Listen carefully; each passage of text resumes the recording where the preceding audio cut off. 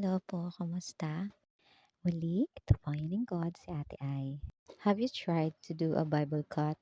Randomly lang, pag-open nyo sa Bible, kung anong unang verse na makikita mo, yun ang message para sa'yo. So this time, while I'm scrolling sa aking social media on Facebook, nakita ko itong 4 na verses and I believe may mensahe ito para sa akin at para sa ating lahat. The first verse is James 4:10, Psalms 37:4, Proverbs 16:3, and Exodus 14:14. James 4:10. Humble yourselves before the Lord, and He will exalt you. Humility is the gateway to all the graces of life given by God. You've been hurt a lot, durog o wasak sa mga pangyayari ng iyong buhay, but God is calling us to be humble. Alam ng Diyos na dapang-dapa ka na sa hirap, pagsubok at kasawian sa buhay. Sana manatili pa rin ang pag-asa na kahit kaunting naliwanag lang ang panghawakan. Manatili pa rin nakatayo, magpakatatag dahil darating ang para sa atin na pangako ng Panginoon.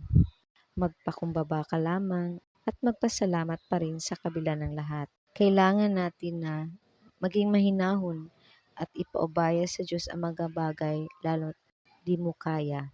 Kung magpakumbaba ka sa kabila ng lahat, ay gagawa ng Diyos ang paraan upang matulungan ka sa iyong mga problema at i-bless ka niya.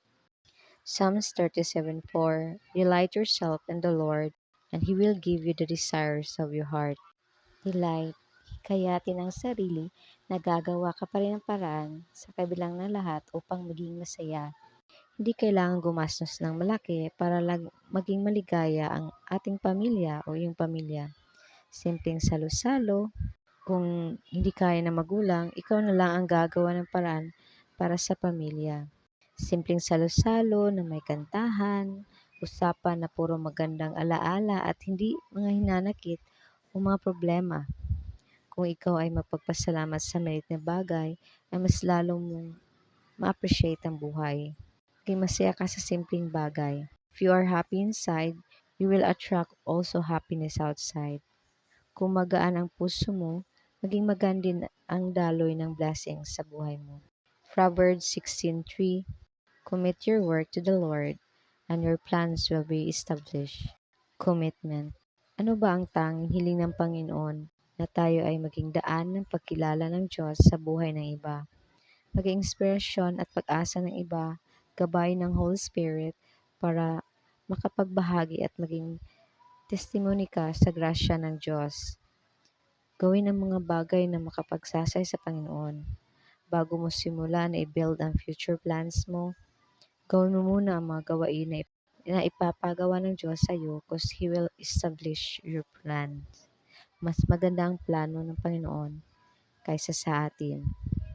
Exodus 14:14, the Lord will fight for you and you have only to be silent. Our Lord God will fight not just to carry or hold us during our journey, but to fight. Every one of us comes from God, and He will do everything to fight back to Him and protect us from our enemies. God doesn't want us to do revenge. Just be still and be silent. Even how hard or that kind of pain that the enemies had caused you, leave it to God's hands. You just need to sacrifice, obey, and have faith, for His promise is at hand. And this is the Lord's promise to us if we obey His words. Isaiah 61:7. Instead of your shame, you will receive a double portion, and instead of your disgrace, you will rejoice in your inheritance. And for that, may God be praised. Amen. God bless po.